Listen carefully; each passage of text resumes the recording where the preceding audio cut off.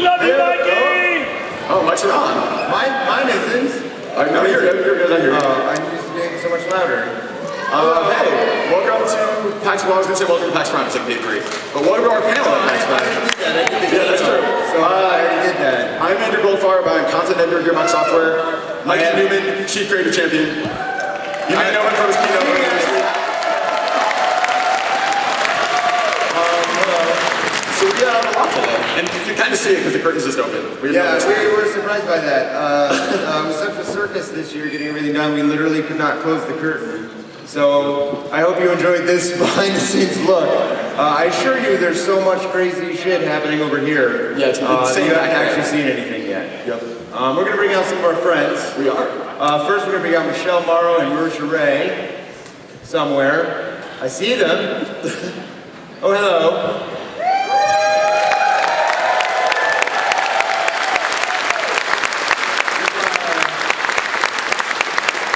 Two of our close personal friends at Gearbox and myself, we like hanging out. And they delightfully dressed up as pandas today, and I think fantastic job. Although, I think we might set up the makeup table not there. Directly behind, yeah. Because I don't think there was a surprise here. We got some other friends though. We do, so these are the only cosplayers here today. Thank you guys for coming. We also have some winners of a contest we put on earlier this year, right throughout, and we decided we would keep them on stage the entire time. So guys, come on out. A whole bunch of cosplayers. And these are the winners of our cream contest. of the crop. Yep. These are also the judges of the contest.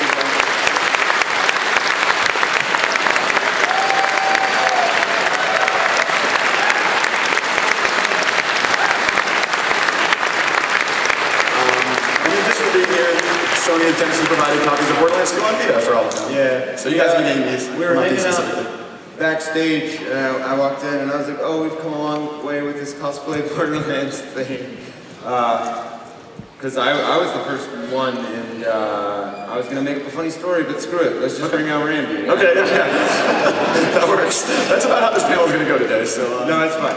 Yeah, there's also, briefly we'll mention too, we have a bunch of cosplayers, I believe on the first balcony up here too, or VIP guests. Thank you guys so much. Like, yeah, seriously.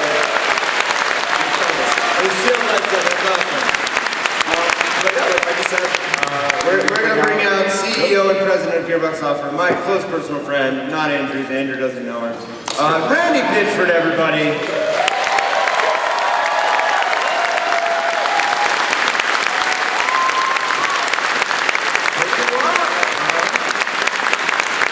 Let's do this. Randy! so, Wait, is that all we have to do?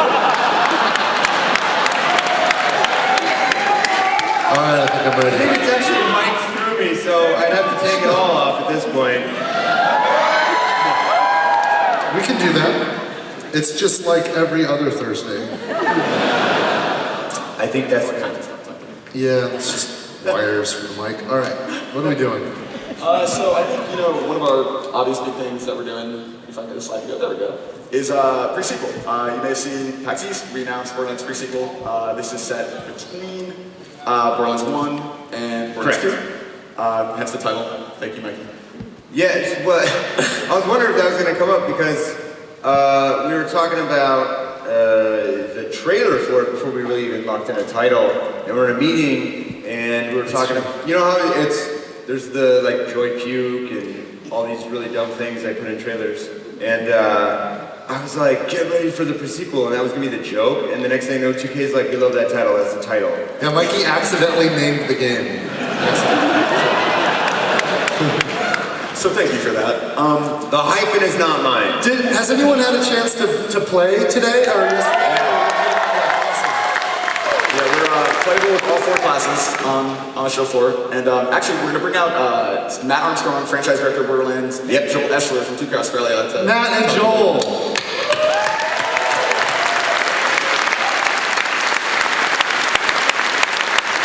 Hey guys. You want to sit on my lap? Sit on my lap. So, a lot of people, I don't know if you know this, but Matt is the franchise director for Borderlands. He was the first person whoever was officially assigned to begin this project. And Matt will be the first person to tell you that it is a team effort, what we do at Gearbox to make the games. I did it all myself. But I don't really know what all these other people were doing. if there's one person that can have any credibility with such a statement, it's Matt. It's so much of Borderlands is in him, and any one of us that loves Borderlands as we do, we owe Matt a lot, so.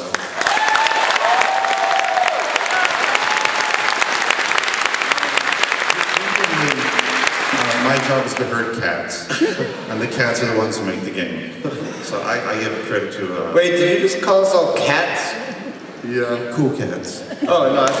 A nice relevant phrase that we all love. Hey, Joel is cool too. Hey, You know, can I plug Joel? So a lot of people know that in the pre-sequel we're working with 2K Australia, and these guys are incredible game developers. They worked on all of the BioShock games. When they finished BioShock Infinite, they were available, and we're like, these guys should help us out. And Joel's really awesome because in addition to being a really great game developer, he has this bitchin' Australian accent. So, Hey mates. Why, hello, Joel. I think that's about as Aussie as I've ever sounded. I don't think that's true. So, if you guys were at PAX East, you know that we introduced Wilhelm and Athena as the first two classes.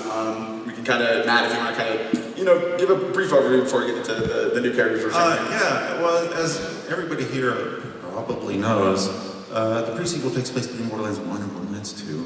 And one of the things we wanted to do was something we hadn't done before, which is all the player characters previously existed somewhere in the world, somewhere in the franchise. Wilhelm was one of the first boss fights in Borderlands 2. He survives and lives on to have a happy life. He switches to the good guy team. I guess you've all played this, so you know this happens. Athena was in the secret army of General Knox way back in Borderlands 1. Sorry, it's my favorite, because Admiral Mikey's in it. It's really good. So the pre-sequel is about Handsome Jack and the rise of Handsome Jack, back when he was just Jack. And the canon, we already knew who his lieutenants, who his supporters were, so Wilhelm pretty much had to be there. And we really wanted to tell the story of Athena, so it was nice to bring her back with her excellent shield. So those are two of the characters. We're showing two new ones for the first time. We showed them at Gamescom, but they're playable here for the first time ever in the US at PAX Prime. Let's start with Nisha. Tell us about Nisha. Nisha becomes later the sheriff of Lynchwood. She's a very bad girl. She's potentially the most evil character in all of the Borderlands universe, which is really fun. When we were talking about Jack has this character arc we want to explore where he starts off being a hero trying to do the right thing and sort of gets corrupted over the course of the game. We said, well, what are the other characters' character arc? And we looked at Nisha and said, there's no reasonable thing that would turn you into someone who likes to kill puppies. Maybe some people are just born bad. So from the very start, she's just wicked. She has an awesome action skill where she can gun down enemies at high speed. She pretty much, what's the word I'm looking for? Aim bot. All right, sometimes some things are fun, and a lot of games shy away from them. We don't shy away from fun. That should be on our business cards. Yeah, let's get Probably that. not aimbot on the back of the box, but I like the If anyone here who's played as Nisha knows, it's a total aimbot. You just nail everything. But it only Keep saying it. We're shaking your head no. Keep saying it. awesome. It's awesome. It's great fun. There's no skill involved. You have to decide when to press the I win button. You sounded like a 12-year-old that's playing some bullshit hacked Counter-Strike character. He's like, there's still skill involved. You don't know. I'm like, Mom, shut up. Matt Armstrong's mother, everybody. No, she's not here. If you enjoy the hack Counter-Strike experience,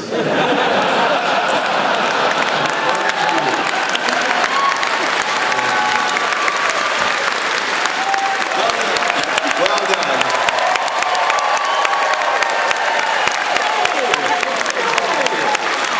There's a lot of people here. There really are. The cheap seats are full.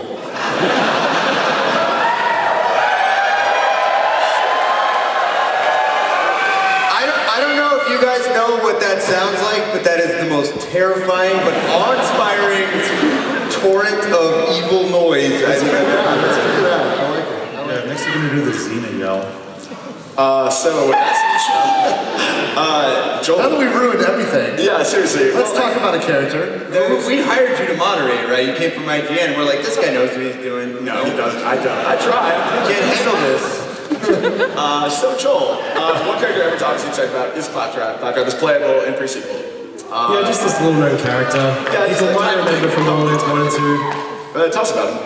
Yeah, so Claptrap's action skill, it's designed with his personality in mind. Really, it's kind of this buggy software that's put onto hardware that can't quite support it. It's called VaultHunter.exe, and it's meant to analyze the situation in front of him and pick the best kind of skill to take care of the situation. Sometimes it's obviously really useful, like a minion trap, which is a little Claptrap that shoots missiles at everyone. Other times you might get a rubber ducky around you and everyone else in your party and bounce around uncontrollably. Can we talk about this rubber ducky for a second? Because it's not actually, or it wasn't. Never mind. We changed that at the last second. See you guys, I'm fired. Bye. I did not know that. But the thing with Claptrap is, if you're paying attention, everything can be really powerful. So even if you do get rubber ducky, because you're in low gravity, if you hold that crouch button and slam all over the place, then you're actually going to do a heap of damage, and everyone in your team can do that. So just imagine you and everyone else in your party bouncing around with rubber duckies, doing air effect damage to everyone on the ground. We're very proud. Yeah, it's basically chaos. I want to say, for those of you who are excited about playing this Claptrap, it's entirely Randy's fault. We said, oh, we're not going to play with Claptrap, and he's like, I really want to play this Claptrap. Can you guys have been playing with Claptrap?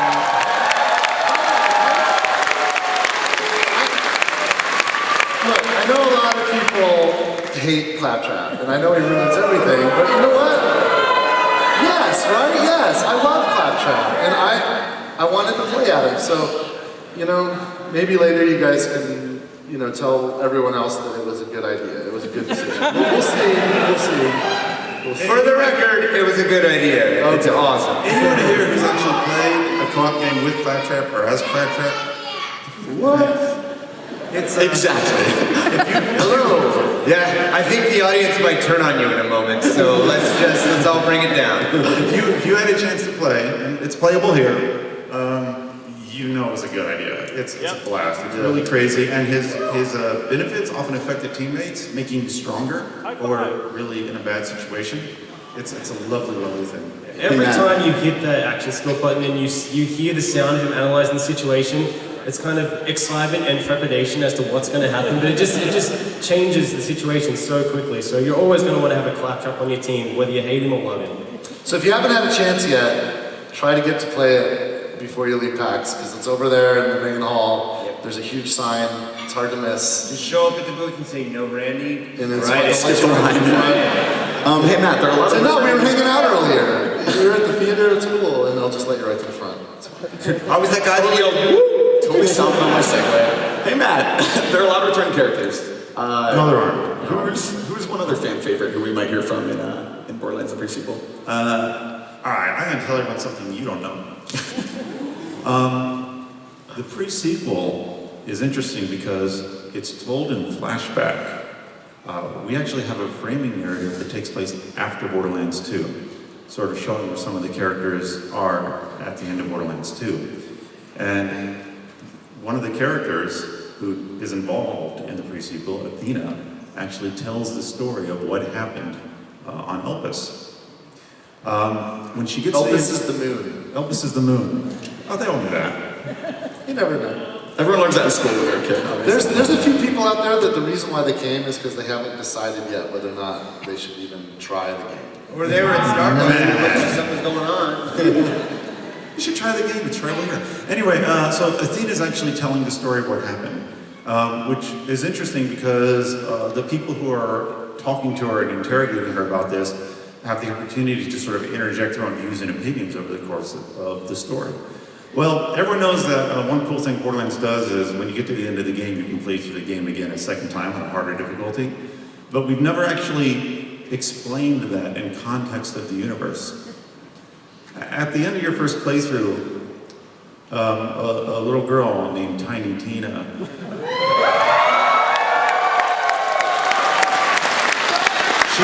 She wasn't there. She didn't get to hear the story.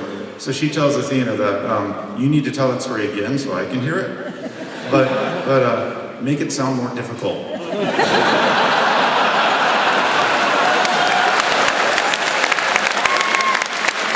not kidding. This actually happens. So, for those of you who play second playthrough, It's a slightly different experience, and you'll get to hear Tiny Tina's commentary and views on what is going on in the backstory. Perfectly lucid, even-keeled commentaries. Yeah, it's like a DVD bonus track. So, to be clear, if you beat Borderlands The Pre-Sequel and you are awesome enough to want to go for the second playthrough, our version of New Game Plus, if you will, it will be sort of commented and narrated by Tiny Tina. That's second playthrough.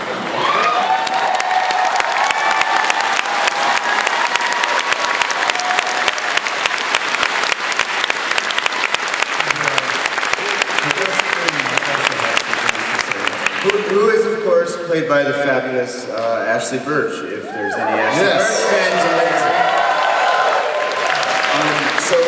we have a lot to talk about there. We're going to move on from Borderlands really quick. People might know that Borderlands 1 got a update on Steam recently, where if you had physical disc, you can convert it to a Steam copy, digital copy. Very soon we'll be updating Borderlands 1 for Steamworks multiplayer to work, so multiplayer will continue to work on PC for Borderlands 1, just to toss that in case anyone was wondering. I'm stupendously proud that we're actually doing that. Instead of like, hey, you like Borderlands 1 and you want it on Steam? Go buy it. No, you can convert it. I'm really happy that we took the time and effort to do something cool like that. And I want to give my thanks. Yeah, thanks.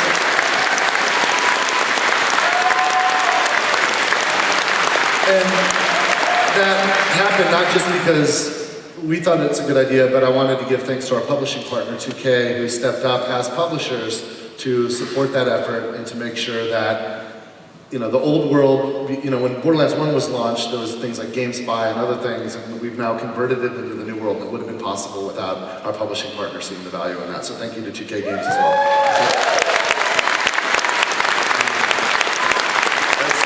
Matt, we'll keep you with us for a bit. Joel, thank you for coming. No Australian World happens right now. Get out. Thanks everyone. Have a great rest of your PAX. Thank you, man.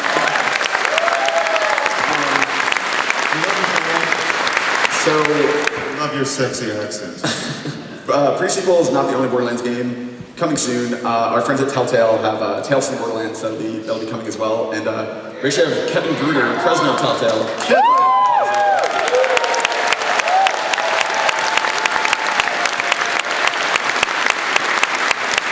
Who's played the Walking Dead games that these guys have?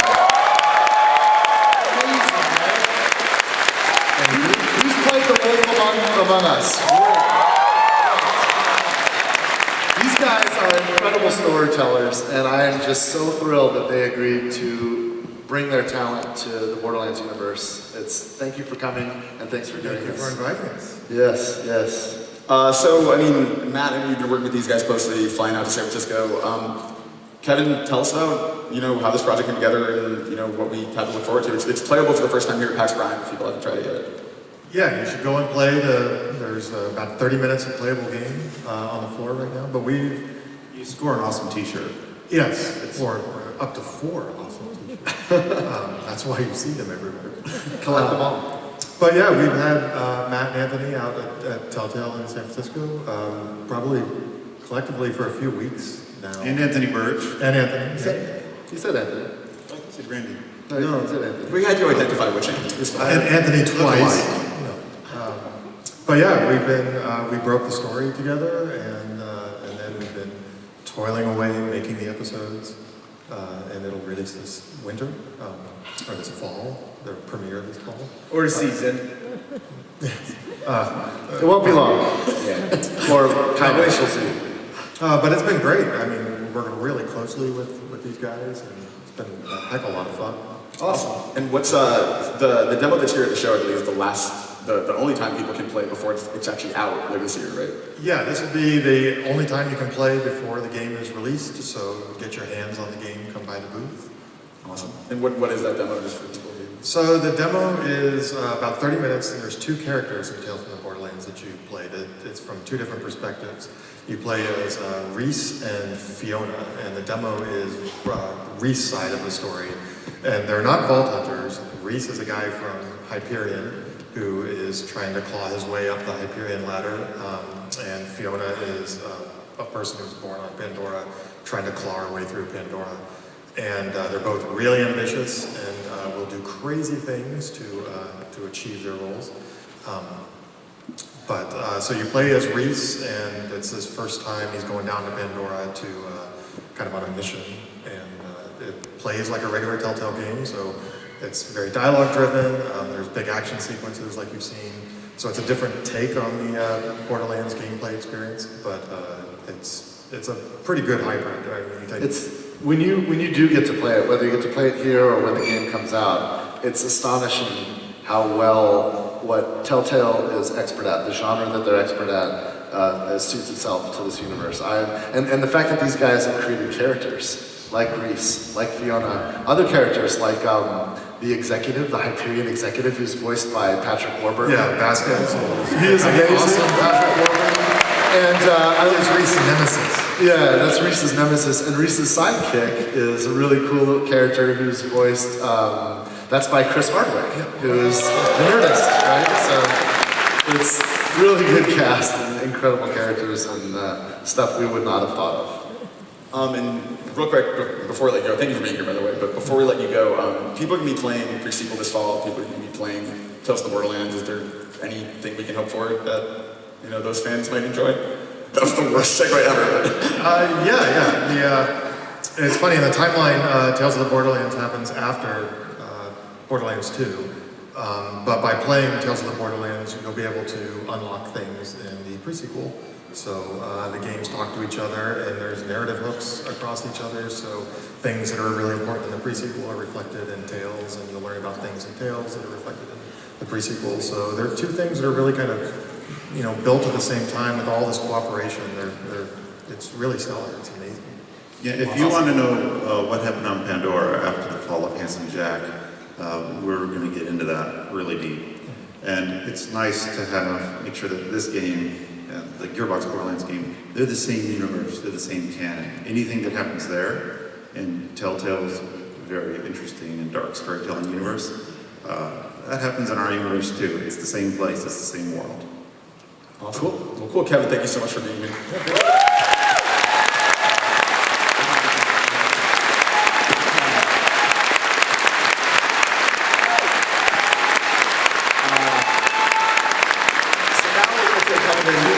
Break. We have another special guest here. Do you want me to set it up? Oh, yeah, sure, please do. So we get fan mail all the time, and it's incredible the love that many of you share with us. Send us email and tell us about your experiences. Sometimes we also get people that are frustrated because it's software and it's complicated, and sometimes things don't go well. Sometimes it's our fault. Sometimes things are happening with the platform's wrong, or with, things relating to our partner. But one thing that I've discovered over the years, when our fans, when players really love something, they kind of forgive some of the things that go wrong. In fact, sometimes the things that go wrong become a benefit themselves. When people don't like something, anything that goes wrong, even things we've forgiven in other games, becomes the worst thing ever. But it's that moment, I call it like entertainer's transcendence, when the audience, when the audience kind of loves the experience so much that they almost become advocates for forgiving everything, and almost every little thing that can go wrong actually becomes part of that almost positive experience. We got this email that you need to hear. And so I want to introduce someone to you who's going to read this for us in a dramatic reading. And I want to bring out to the stage a gentleman who I've grown to become very fond of. He's an independent game developer. He runs a company called Flambeer, and they make games like Ridiculous Fishing on the iPhone, or Luftrausers, which you can play on the PlayStation platforms. I played it on the Vita and love it. They have a game in development right now called Nuclear Throne, which looks insane and awesome. You can play that down in the Indie Showcase. So, Rami, would you mind coming out and doing a dramatic reading for us?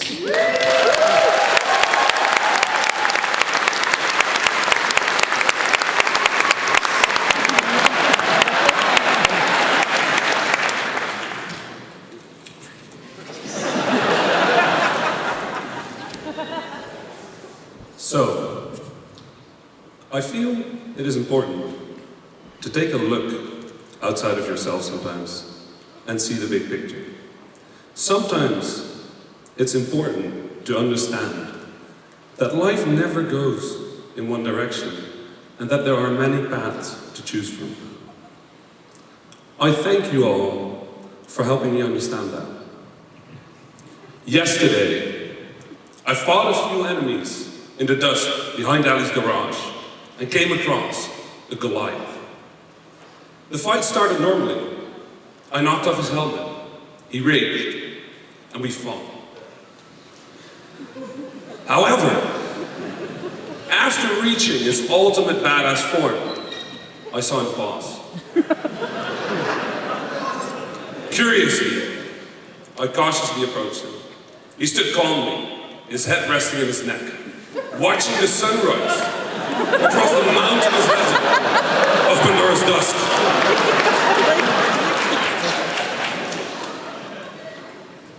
And he contemplated his existence. After what I assumed was a difficult decision, he turned to me.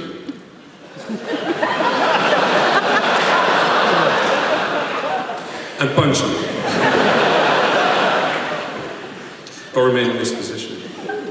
I think he was finished, trying to tell me his time was over, letting me know he was ready to pass on and let me continue my journey. You can take whatever path you want. Thought Hunter, rage or don't. It's up to you.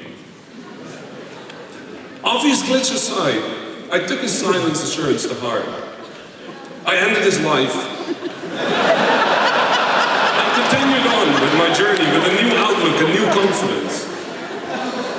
I had a great day at work and had a great time with my friends and girlfriend tonight. I just want to thank you. Even if it was just a programming error, it was in my favor. I am truly and forever grateful for you, for helping me get past a rough patch in my life. If you like, I can send you the screenshots.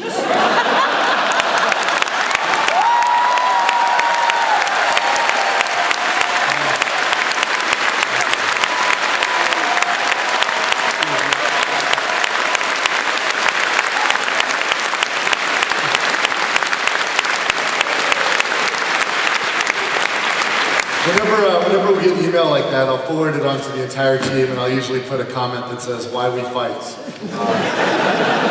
Because at the end of the day, we exist to entertain. The only purpose we have is to try to create joy and happiness and try to add fun into the world. And we don't always succeed, but that's what we try to do. And when we get feedback like that, it reminds us why we fight. So thank you. Thank you.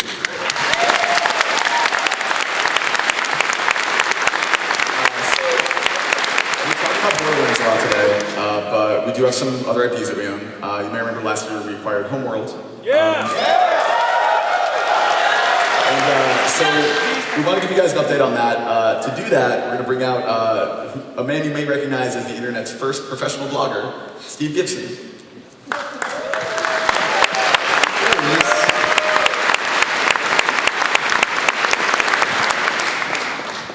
What's up, Block Slice? That's not a good name.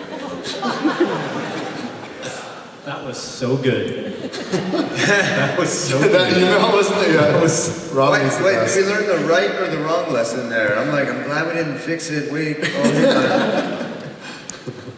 So hey, tell us about Homeworld. What's going on? All right. So, as you guys know, we got this a little while back, and we announced that we're doing a remastering of it. We thought about first, like, man, we just wanted to get on modern platforms, so we're getting on a digital distribution, all that stuff. And we thought we really wanted to do, let's up-res the textures a bit and all that stuff. And we got really ambitious with it, is what we've done. So what we've now done to this point as well, we started first with just doing textures and models. Turns out we replaced the entire renderer now. And we're really excited about where it's going. But we've really gotten more and more into it. Of course, we're taking more time to do it. I wanted to share with you guys today, though, that in addition to redoing the visuals, we are redoing the audio and doing an entire remastering, re-recording all the stuff with the original composers, original voice actors. We're getting an old band back together. So, what we're also doing...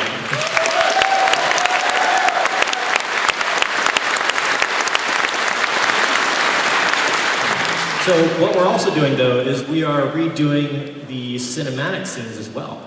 And that... Uh-oh. Sorry, this actually is great. Can you bring the house lights over on the left again? Because every time you do this, there's this bandit on the top left here, and he stands up, and I pee a little bit. So, I just wanted to share that because I'm terrified. That's actually Creed. That's Creed. Like, what did I say? Ask Dave.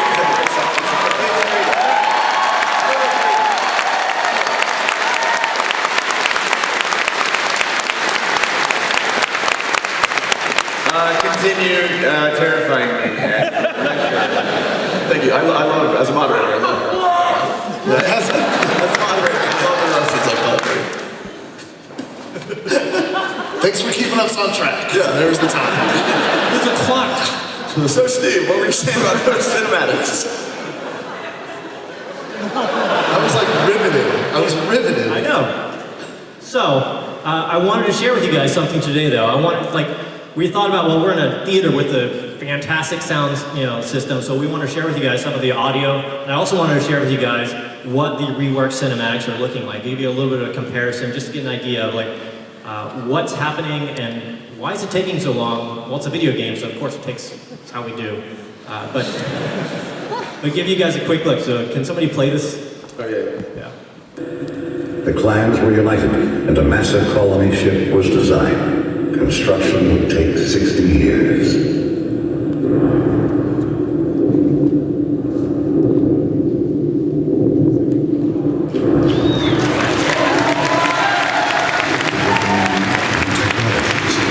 industries and new sacrifices.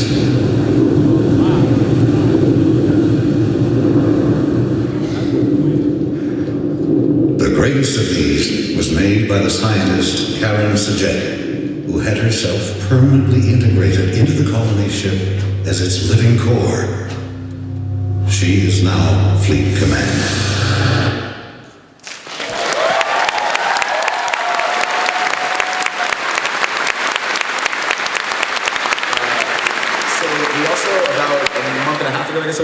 Start taking pre-orders for our collector's edition as well. Yeah, so this is the first time we've ever done anything like this too. Here is the actual, this is the finished version of what we're doing. This is what's going out. Yes. Now, I have some bad news for you guys in the United States. You remember when at PAX, was it PAX East?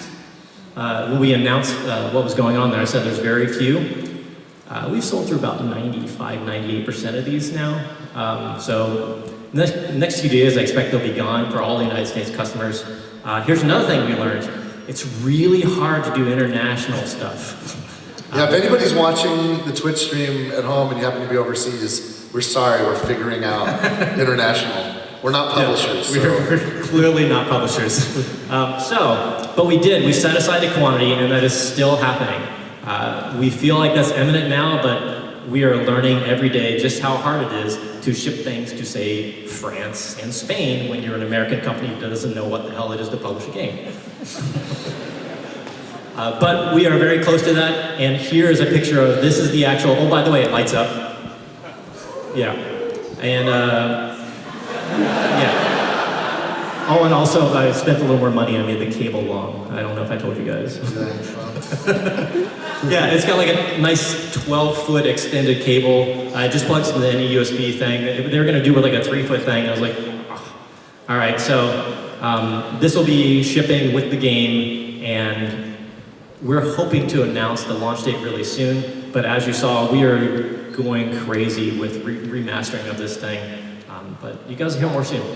Yeah, it's a labor of love for my partner, Brian Martell, who's one of the founders and owners of Gearbox. So I don't know if there's any hope of us actually making any profit on this, but I know that if he is happy with the result and he believes that everyone, like myself and like him, who loves Homeworld, feels proud of the result, then it'll be worth it. So we're happy that we're doing this. This is a precious franchise to our industry.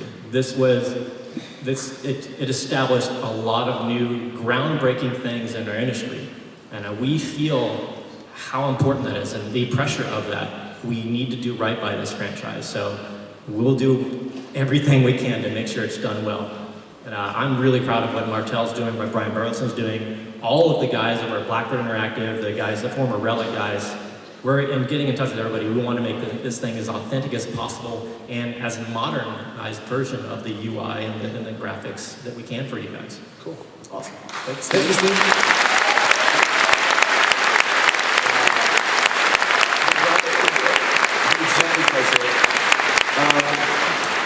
Okay, beyond Borderlands, beyond Homeworld, we also have another new game that we announced in July, which is, if the slide works, wait for it.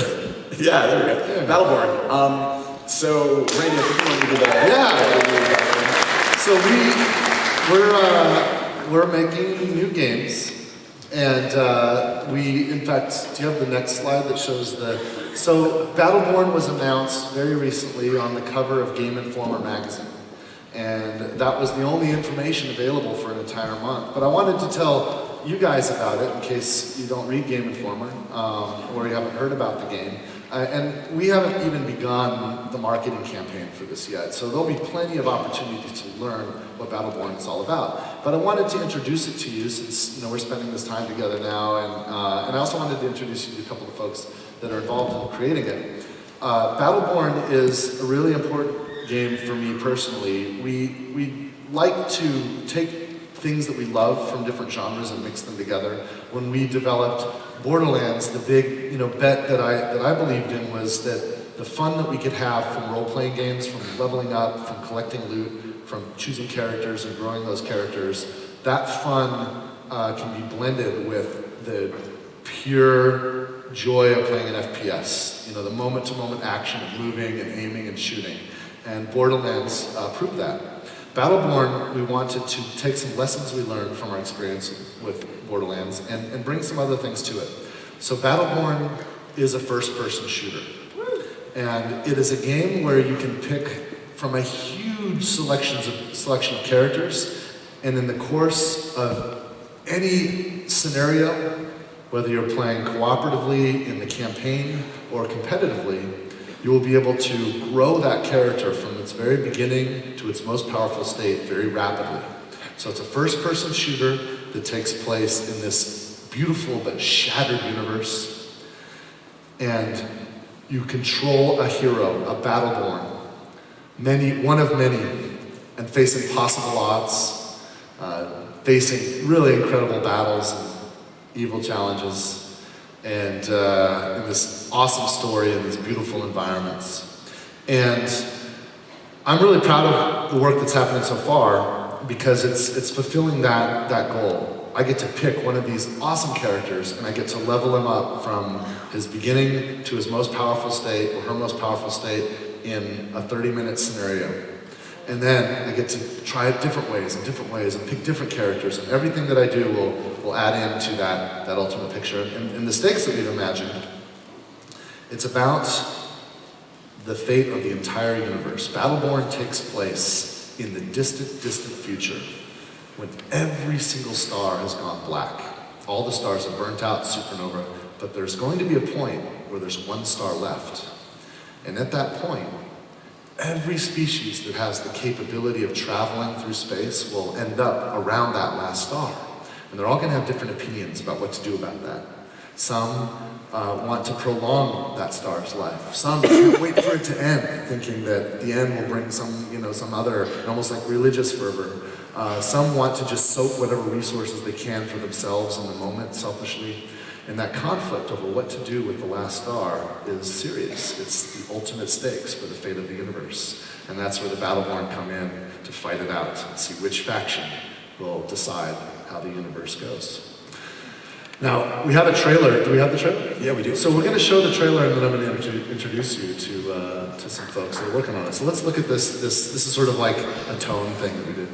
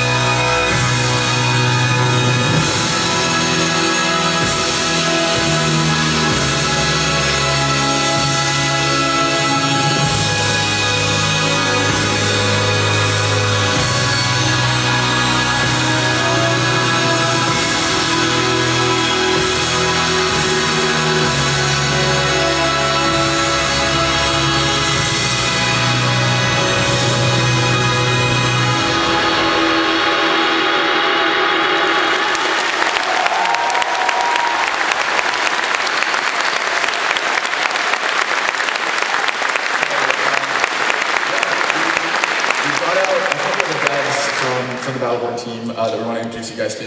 This is the creative director of the game, Randy Barnell, and the writer, Aaron Lindy, who slept through 4 alarm clocks and had a crazy old clock radio, his plane almost got mechanical problems, he still made it out here. So here they are, Randy, Aaron. Welcome. Aaron Lindy and Randy Barnell. Hello. So guys, like Randy mentioned, there are a ton of really cool characters that kind of have their own personalities. You know, Aaron Lindy, big fan. Tell me about, you know, pick a character, tell us about it. So as you can see, we've got a pretty diverse roster here. Miko is probably the weirdest visually. Miko is like from a genetically uniform macroorganism that covers an entire planet. We call her our combat botanist. That's Miko. It's not funny. It's not funny. Nothing's funny about botanist. Did you say combat botanist? Combat botanist. Okay. Yeah. Because botanists fight in our game. Anyway, it looks like a mushroom. And then we've also got Marquis. Marquis is our gentleman sniper who hates poor people. That's basically the one-line summation. His gun. He's a crazy German financier. His gun is called Bindlebane, and for the 3 English majors in the audience, that shit's really funny. So tell us about somebody else. I'm gonna shut up now. Yeah, a couple of my favorites are Montana. You saw the big guy with the minigun in the video. Also the really tiny head. It's really disproportionate. But Montana's kind of the guy that would wrestle a bear and then take the bear out for a beer after and hang out with him. So he's just a good-natured brawler, right? Yeah. I don't think that sentence meant what you think it means.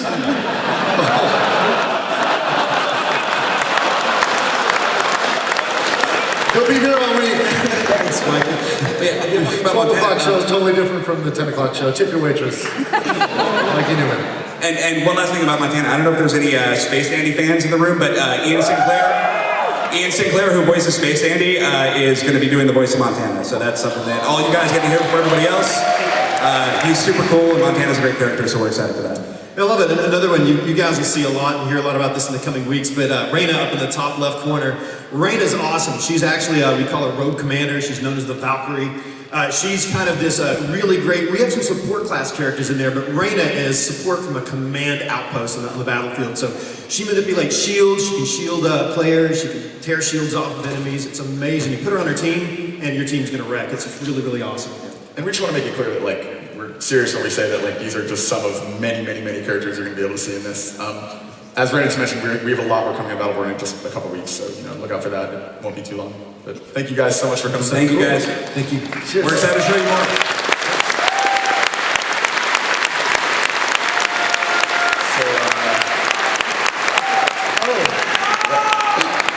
Can I say one thing real quick? Real quick, just on the trailer, because that was obviously labor of love for me. Oh yeah, that was Mike made that trailer. Yeah, you directed the trailer.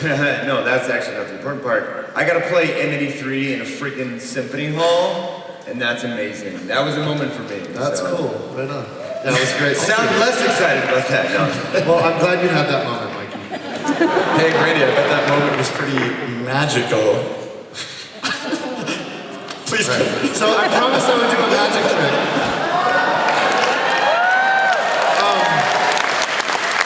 I'm going to do a card trick, so it's going to be hard for all of you to see, but we've got some good cameras here, and I'm going to get some of our cosplayers to be kind of representatives on your behalf. I need 4 of you. Who would be willing? Sure, yeah, you know what? You made the claptrap. Look at this claptrap. And Jack, you can crack Lilith. And how about Nisha? We'll get. Would you guys mind coming over here? I've got a card table set up. You can leave claptrap. It's fine. We'll come in your street clothes. And let's see here. This ought to be fun. I've got a new deck of cards. It's not even opened. Can one? You know what? I'll have claptrap help me out. Oh, by the way, if you step forward past the tape, you'll actually include that camera, which is going to get a close-up view here in a second. This is a brand new deck of cards. Would you mind opening it up? There's a little wrapper you might make it help. See a little, maybe get it from the side there. It's a brand new deck of cards. While she struggles with that, this trick. You guys help her out. It's better if you believe it's a regular deck of cards. So. I should have thought better about this and maybe had it pre-opened.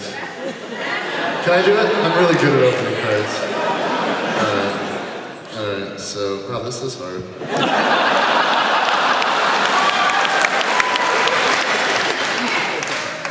Why is this? Yeah? Why is this so difficult? Where, can you throw them up on stage? Is that, I think I'm joking. Well, don't throw them at my head. I got it started. All right, so go ahead and open. You here, and this is.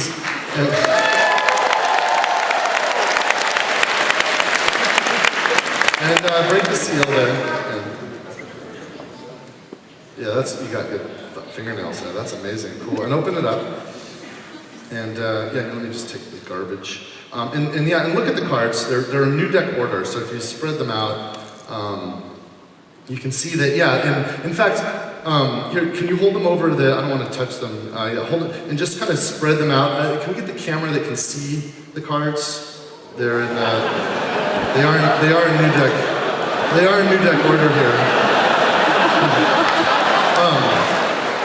Okay, so, and there's a couple of advertisement cards there, right?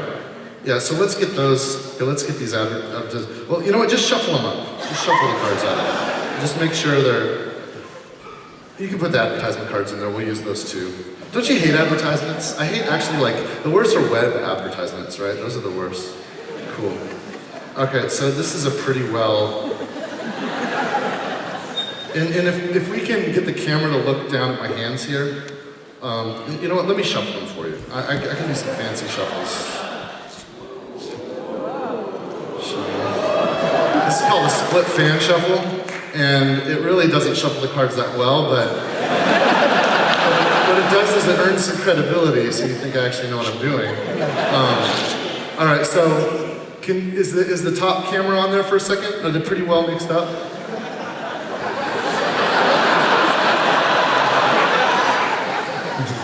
All right. What I want you to do is, normally a magician would have you pick a card, right? He'd reach out and you just reach out and just take any card you want, just something from the middle. It doesn't matter, and then show everybody what that card is. You can show them what it is. It actually doesn't matter what. In fact, you can show me what card it is. Let me see what card it is. This is not flat. It's like everything's falling down. So which you pick the 3 of clubs, right? Okay, so you picked the 3 of clubs. That's an actually interesting pick. You made the claptrap. That's funny that the claptrap would pick the 3 of clubs. The 3 of clubs is kind of a joke card in Magic, so that's random. So there's actually some friends of mine that perform in Vegas, Penn and Teller, and whenever they do a card trick, they always. Have you guys seen their show? If you go to Vegas, go see the Penn and Teller show. They always make sure that. Whenever they use a card that's for a trick, they always make sure that it happens to be the 3 of clubs that's picked, so that's kind of random. Go ahead and put it in there and just mix them up again some more, it doesn't matter. It's okay. All right, cool. And may I thank you, by the way, for the cosplay. I mean, you guys, that was just, when I think about how much work it's required to do things digitally, or virtually. I can't even imagine how much effort you guys put into. I mean, it's really something there. And all you guys, I mean, that's great too. In fact, later if we can get pictures, I really want to make sure that happens. Now, I'm not going to do a trick with the 3 of clubs. What I'm going to do is I'm going to do a trick. It's an oldie, but it's a goodie, and it requires. Let me just shuffle them a little bit here. Can you guys see my hands? Can you just show the cards? All right. Let's get a little shuffle going here. You guys see this all right? Yeah. All right, cool. All right. All right, so, and I'm gonna have you cut the cards. Go ahead and just cut half the cards from, man, I wish this was flat. This is gonna be a problem, but. All right, so I'm gonna tell a story. I'm gonna tell a story of, we'll tell a story about Borderlands. And I'm gonna tell a story using these cards. And in fact, to tell the story, I'm trying to do a one-handed cut. It's kind of challenging. The cards will come up one at a time. What's up? I was going to see if you wanted to pop this up on. You know what? Or maybe get something, because this is really not good.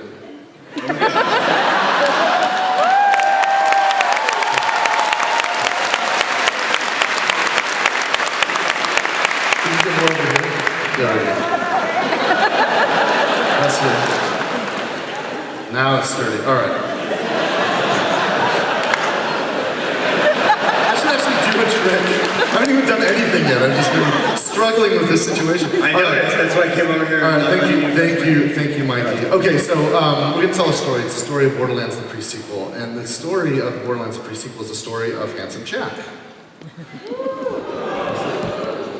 And it's not, and I think I've said this before, the pre-sequel is not Borderlands 3, because it takes place before Borderlands 2. In fact, I'm not even sure why I'd mention that at all, because honestly, we're not even working on Borderlands 3. In fact, we probably will even, when we get around to it, we'll skip Borderlands 3 and we'll go straight to Borderlands 4. So don't tell Kotaku. Oh, that's funny, I mentioned Kotaku and then an ad popped up.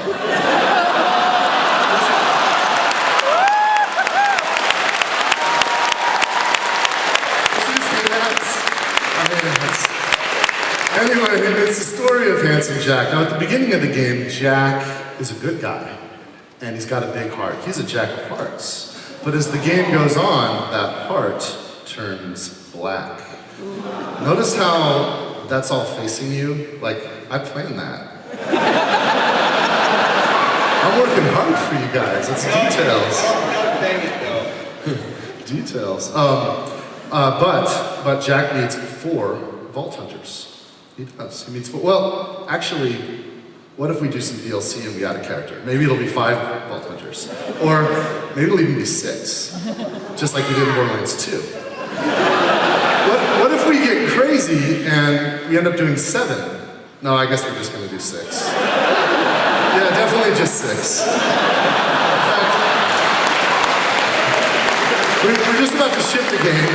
Haven't even finished it yet. We're about to ship it, and so I probably shouldn't even make those promises. So let's tone it back. We'll do 5. In fact, forget I even mentioned 5. We'll just stick with the 4 Vault Hunters. So let me give them a little shuffle here. And if you could do me one favor and bang that so okay. Every time you speak. Go ahead, cut the cards. Yeah, that's cool. That's fine. It's fair, right? So where was I? I was talking not about the first Borderlands game, not the second Borderlands game. I was talking, I think, about Borderlands The Pre-Sequel, the 3rd Borderlands game. Oh yeah, 4 Vault Hunters. The first one's the King, Wilhelm. Badass, kind of a greedy mercenary, but still awesome. Second one, the Queen of Spades, Nisha. She's gonna be the Lawbringer, and she's sadistic and horrible, and kind of a mega badass. Next, the Queen of Hearts, Athena. She's loyal. She's sort of like the space-age samurai gladiator kind of character. I love Athena. And of course, the 4th character, he's a character nobody likes. Everybody hates. It's Claptrap.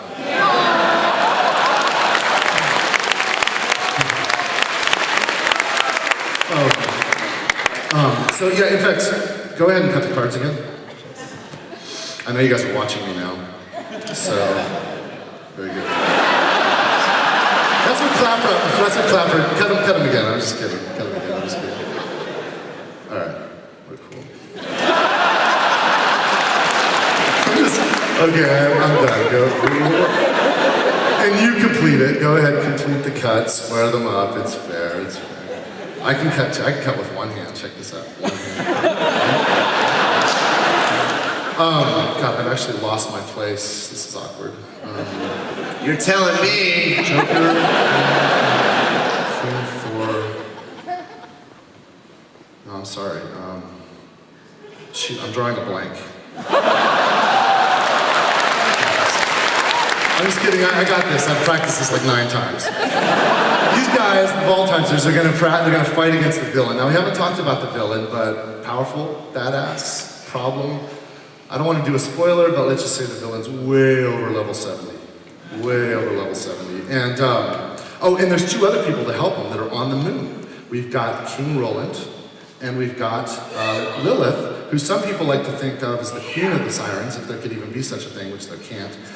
But they're actually up on the moon at the same time as the story on a romantic getaway. And Roland loves Lilith with all of his heart.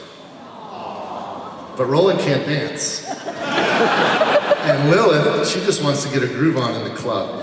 That was forced. It's not the first thing I forced, but it might make a little sense later if you pay attention. So Roland's gonna go off and join the Vault Hunters, and he's gonna kick some bad guy ass for the 2nd time in his life. And it's actually going to be the last time because in Borderlands 2, spoilers, Roland dies. I said spoilers. How can it be too soon? It's been 2 years.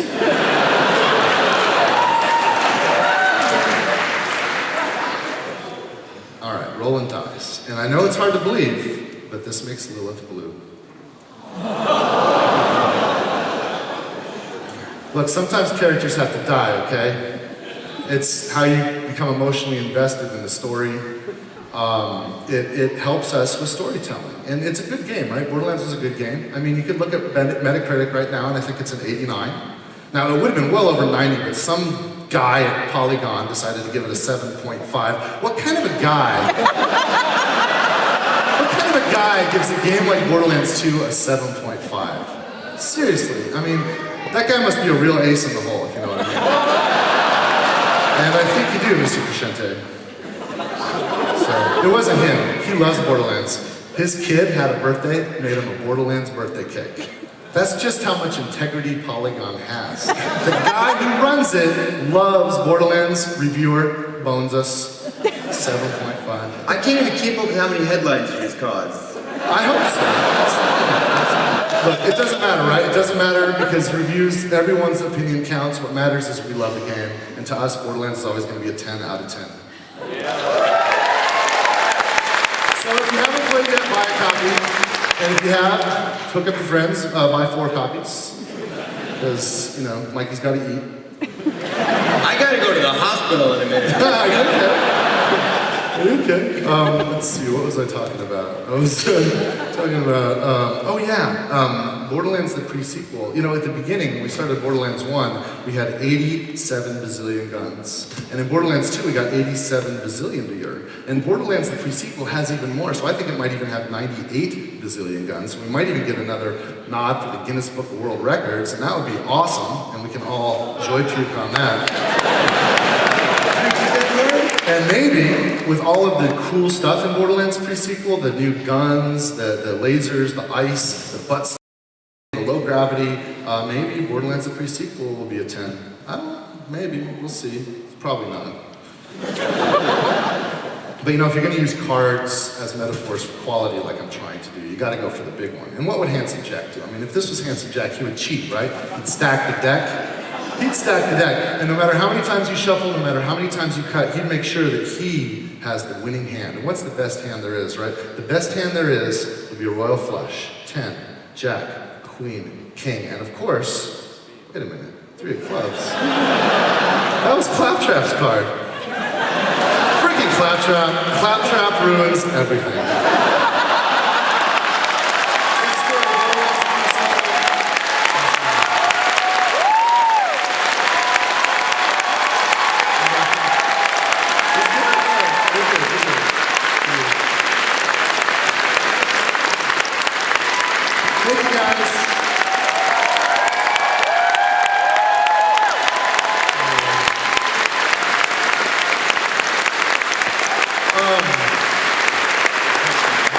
What's next? So Randy, I heard you were challenged to a something related to ice buckets. Oh yeah. So look, you know that it's weird. There's a lot of folks that have done Ice Bucket Challenge, and I've been challenged like 5 times. And last week, Adam Boyes, who he's over at Sony, he's one of the guys responsible for making sure there's so many awesome games on the PlayStation 4 and all the indie games. He challenged me. Where are you, Adam? You're right. Can you come up here, you jerk? Now, Adam dumped beer on his head. Now, here's the thing. Good to see you, man. Thanks for being here. Right on. Did you join my magic trick? That was amazing. Does it work? Here, we'll try one of these. Yeah. Try one of these. That was magical. So I told Adam, I said... It wasn't any beer, by the way. It was natural ice, because it was the Ice Bucket Challenge. Okay. And we have a drought in California, so, you know, that's I'm looking right. out for the people that drink natural ice. Oh, I see. Natural ice. I get it. That's cute. Cute, right? Look, I know this thing is kind of, you know, memey and stuff, but at the end of the day, and even though it's been a little late since it started, Adam did challenge me, and it's never too late to do something good for charity, right? Is this my charity? And so we're gonna do this. Adam's gonna pour water all over me, and do you guys have the? Now it's also never too late to die a horrible death from electrocution. And there's all this like equipment on the floor. So can you guys bring out the kiddie pool? We're actually gonna do this. So if you happen to love what we do, you might think of this as a charitable gesture, and it's a good thing. If you hate me or for some reason, you can enjoy that Adam's gonna pour ice all over me. And this is gonna be probably bad for me. This is gonna end poorly. So I'm gonna remove my mic because this is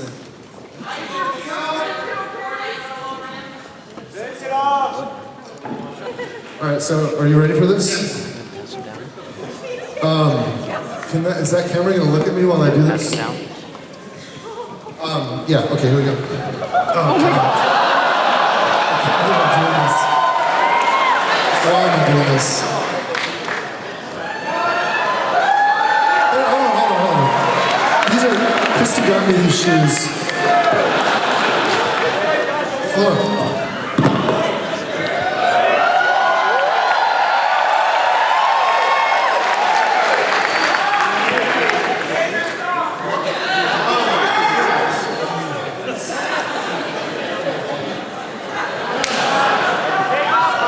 All right, we're doing this.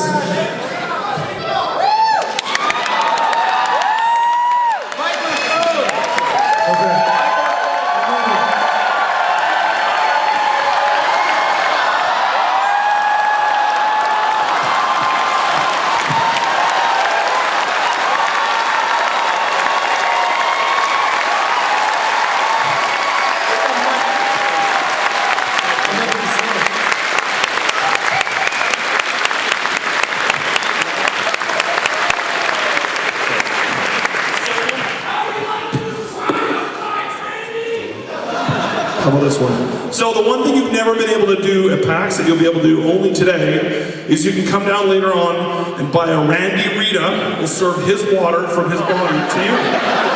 That's a small donation. Thank you.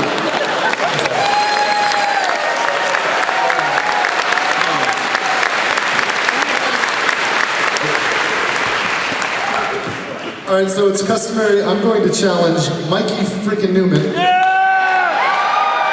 And since he's one of the writers at Gearbox, no, not right now, right?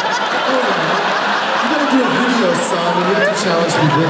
And we'll also challenge Gearbox writer Aaron Lindy, who we met earlier today. And to keep the writing theme going, I'm also going to challenge Anthony Birch. If you liked the magic trick I performed earlier, Anthony actually wrote the story. So, and unfortunately, Anthony could not be here today because of his conviction. But I'm just going to leave it at that. Am I mic'd? All right, so I'm just going to do the rest of it from here because liability with water and electronics. So, we're running out of time a little bit. Let's get Steve Gibson back out here then. Can I have another towel?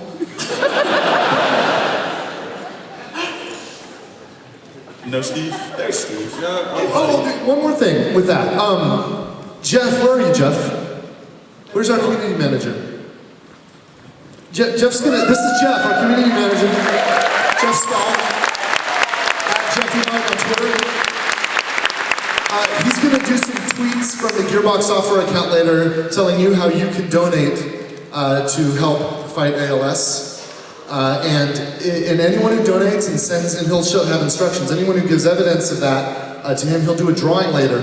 This is a gift from NVIDIA. This is a GeForce GTX Titan Black. This is a $1,000 video card. This is one of the most unbelievable things you can ever put in your PC. And in fact, the way they made it work is there's actually a time machine. It renders everything and it sends the video back in time so you can get the fastest possible frame rate imaginable. It's really incredible technology. So you can win that, and he'll tweet out. So if you follow me, I'll retweet it. I'm at DuvalMagic, and you can also follow the Gearbox Software Twitter account, and he'll give that information there. So hopefully you guys will give. All right, where are we at? So we're real low on time. I'm gonna skip a couple slides. Let's see. Real quick, we will be, if I can get to the next slide, if it works, there we go. We'll be at PAX Australia and PAX South. do some pretty cool things at PAX South that are a little different than what we've done before. You might know Gearbox Community Day. We'll have a lot to say about PAX South. There's going to be some cool stuff going on, so we'll have info on that very soon. But hey, Steve. What's up? Oh, that's like this. So Borderlands games have a lot of DLC, huh? Yeah.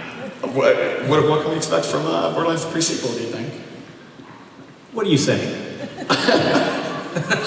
I'm saying there might be DLC and there's very little time left in the panel. So the most stunning announcement for this panel. Borderlands The Pre-Sequel, there will be DLC.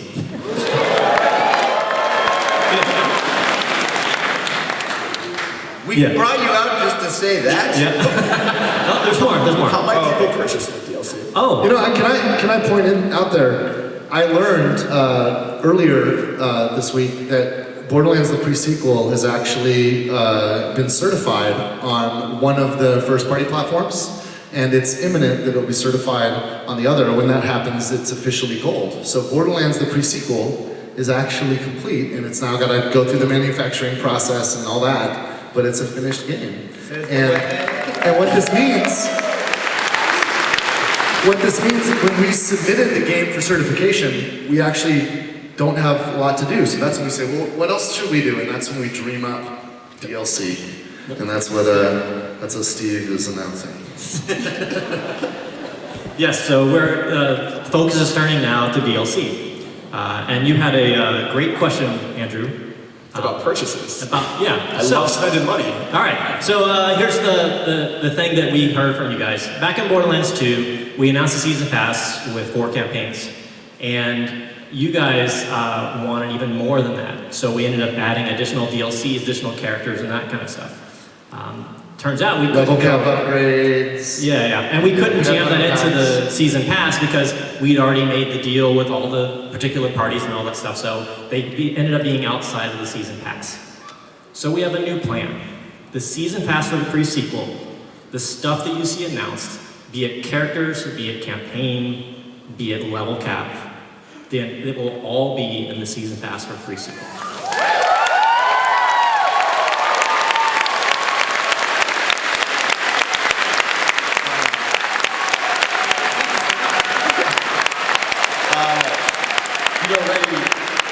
Starting to think about some of that stuff. What kind of stuff do you think we might see? Well, one of the first things we started talking about, and I wanted to get your opinion about this. Matt mentioned earlier that I kind of insisted that one of the characters in Borderlands The Pre-Sequel was Claptrap. And so we're thinking about other characters that we could play, and I really want to play as Handsome Jack. Yeah. I want your opinion on this. Because we started playing around with this concept.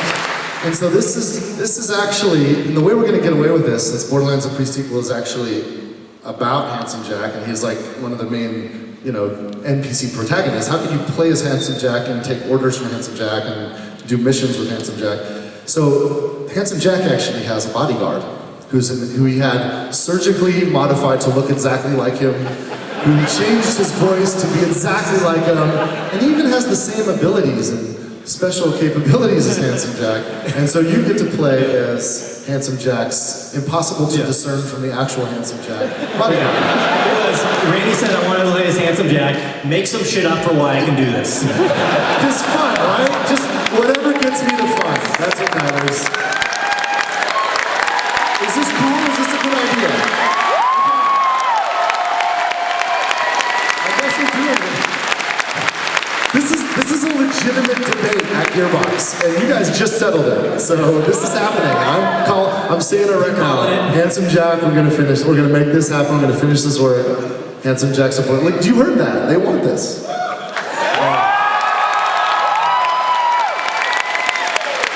So I guess there will be at least a 5th character added after the DLC, and it'll be Handsome Jack's body double.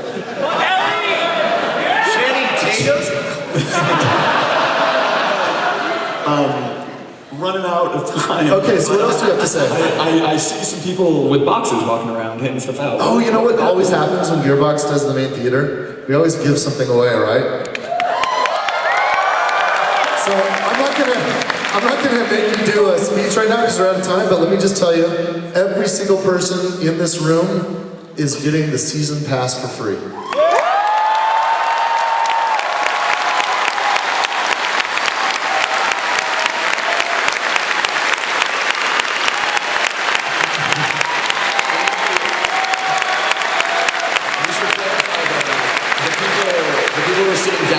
Probably already have it. I think they're hanging out right now.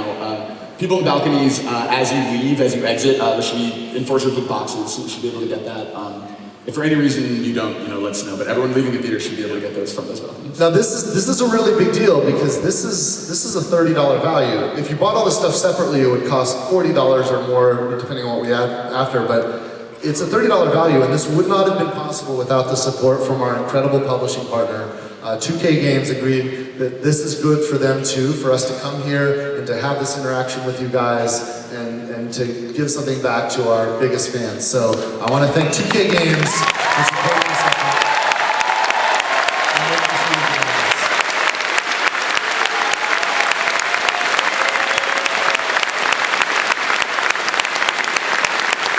And we are really fortunate to have such great partners in 2K Games because I don't know how many other people would be willing to put up with our shenanigans. So it's really good. The conversation now with 2K is great. Like when they say, okay, so you're doing a panel, and they're like, what are you giving away? Right? Like they're ready now, and they're like, they love this whole thing, and they're so supportive. It's a great relationship, and I think you guys know, and you're all Borderlands fans, right? So you can be proud of this. Borderlands 2 is, in fact, the best-selling video game in 2K Games history. So we're all really happy about everything that's going on.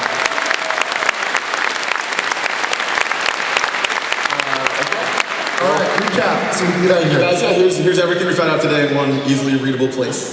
But yeah, that is our PAX Prime panel. Thank you guys so much for coming. At the Paramount Theater at noon, there is an autograph signing. So hopefully we will see you guys. Oh yeah, we're gonna sign on. Where are we doing that? Paramount. Paramount Theater. We'll all be there signing autographs. I think some of the other folks that weren't on stage. I think David Eddings, the voice of Claptrap's around. He'll sign autographs with us. I think Brittany Johnson, who's the live person who played Angels around here somewhere, she'll probably join us and sign autographs. We'll all be there. Everybody's on stage will be there. So Paramount Theater. Thank you so much for coming.